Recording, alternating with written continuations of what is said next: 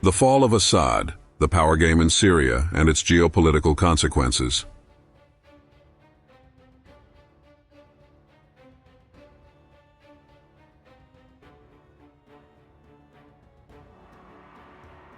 December 7, 2024 marked a dramatic turning point in contemporary Middle Eastern history, the fall of Bashar al Assad's regime.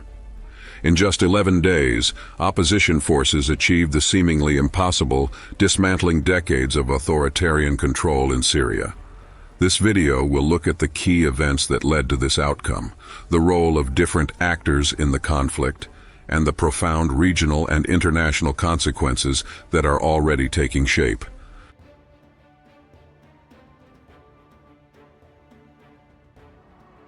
The offensive began with unusual intensity. In less than 2 weeks, the opposition forces, led by Hayat Tahrir al Sham, HTS, made rapid and decisive advances. The offensive culminated in the entry into Damascus, where the regime's resistance virtually collapsed.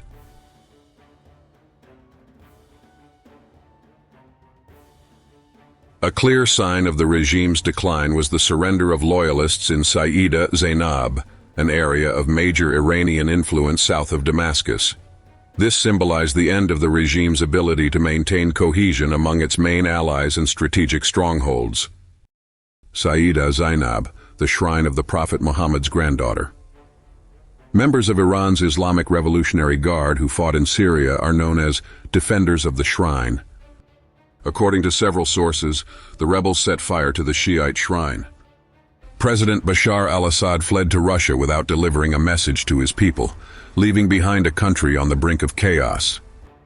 HTS leader Abu Muhammad al-Julani arrived in Damascus on December 8 to consolidate his control, while the last coastal towns under regime control, such as Jableh, Latakia, and Tartus, fell that same day. These areas, traditionally loyal to Assad, showed a surprisingly rapid surrender.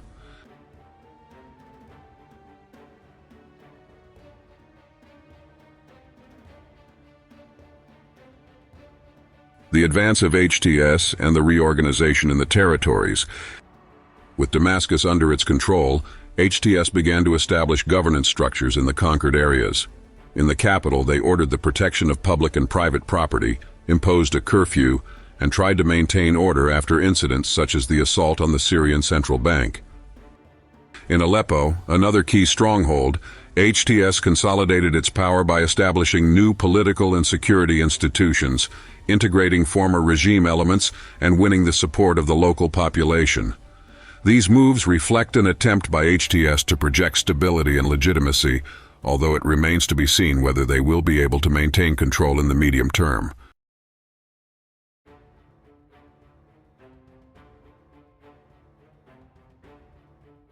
However, it is unclear whether HTS will be the core of the new Syrian government.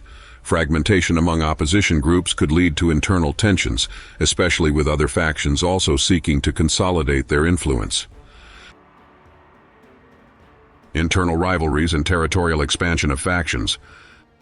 The fall of the regime did not only benefit HTS.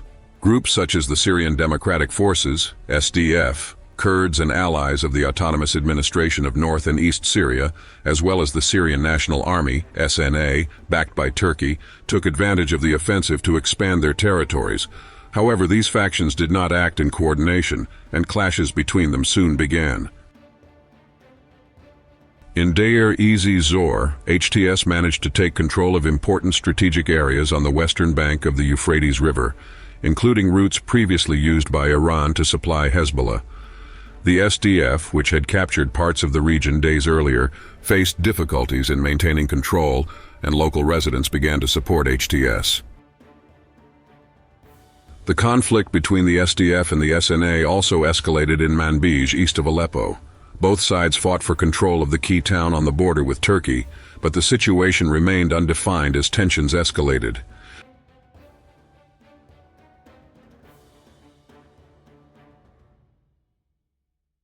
Not to mention the US-backed Free Syrian Army, FSA, which expanded from the desert and took Palmyra to prevent it from falling into ISIS hands, even taking northern Damascus in a quick march. The Druze Rebellion in Suwaida. And of course the Druze rebels, the Southern Operations Room, who took control of the entire border with Israel and southern Damascus. International reactions and geopolitics. Foreign presence before and after. The Israeli Defense Forces, IDF, acted quickly to protect its interests in the region. It established a security zone in the Golan and carried out multiple airstrikes against former Syrian regime military sites, including advanced weapons depots.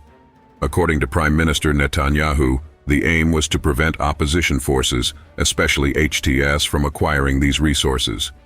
The IDF reinforced key positions, such as Mount Hermon, and continued to build defenses along the border.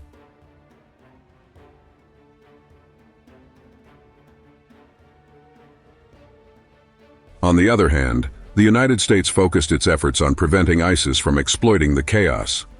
On December 8th, it carried out airstrikes against more than 75 ISIS targets in central Syria. Both President Biden and General Michael Kurilla emphasized that the United States would not allow ISIS to reorganize and warned that any actor collaborating with the group would face retaliation. Russia and Iran, the geopolitical losers in Syria. Iran, once a key ally of Assad, was left in a difficult position. While the Iranian government acknowledged the fall of the regime, it also called for a Syrian-led political process. However, some sectors within Iran, such as parliamentarian Ahmad Naderi, used the occasion to advocate more extreme measures, such as the development of nuclear weapons.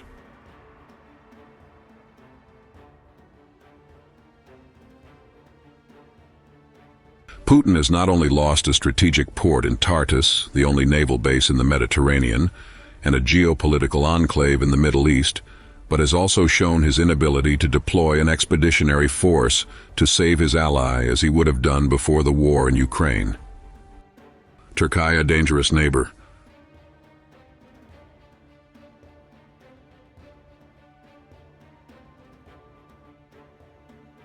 Turkey's main objective in Syria remains to neutralize the SDF, which is mainly made up of Kurdish militias that Ankara considers allies of the Kurdistan Workers' Party, PKK, which is classified as a terrorist group by the Turkish government.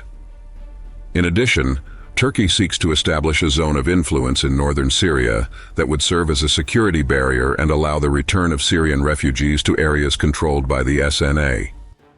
Erdogan's government claims that tensions in Syria have nothing to do with Turkey and that Ankara has no connection.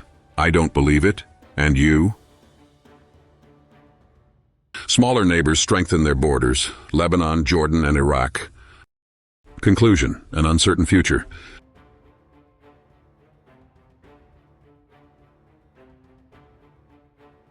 The fall of the Assad regime represents the end of an era in Syria, but it also raises crucial questions about the country's future. Will opposition groups succeed in forming a stable government? How will this situation affect power dynamics in the Middle East? If you need more details or information, let me know in the comments. Like and share.